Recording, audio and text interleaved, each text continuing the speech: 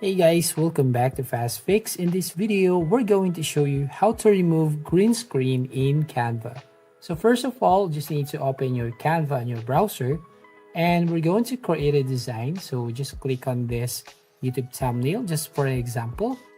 Now here, as you can see, we have a man with a green background.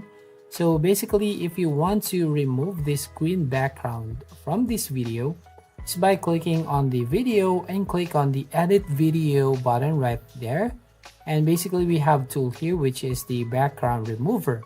But you need to make sure that you are upgraded into a Canva Pro to basically access this feature. So if you tap on that, it will automatically remove that green background on your video.